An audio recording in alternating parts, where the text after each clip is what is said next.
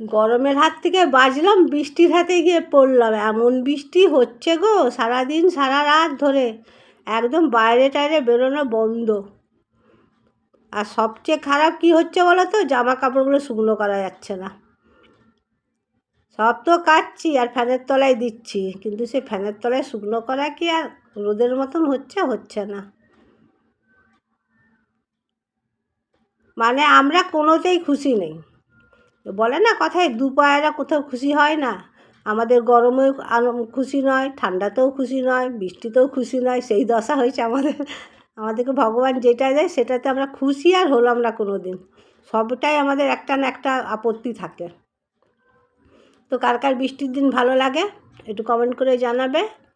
আর তোমরা যারা ফেসবুক থেকে আমার ভিডিওগুলো দেখো, তারা ইউটিউব চ্যানেলে পিসিমণি রান্নাঘর আছে, সেখানে লাইক কমেন্ট শেয়ার করবে, সাবস্ক্রাইবার কিন্তু ভুলবে না, সাবস্ক্রাইবটা করো। তাহলে আমার এই ছোটোখাটো ভিডিওগুলো, ঘরালু ভিডিওগুলো দেখতে পাবে। না হলেও তো তোমরা দেখতে পাও, কিন্তু সাবস্ক্রাইবটা করতে ভুলে যাও। তো করে নিও, আর আমার পাশে এইভাবে থেকো। আর তোমরা আশা করি ভালো থাকো। দাঁড়াও, আমি একটা জিনিস আনতে ভুলে গেছি গো।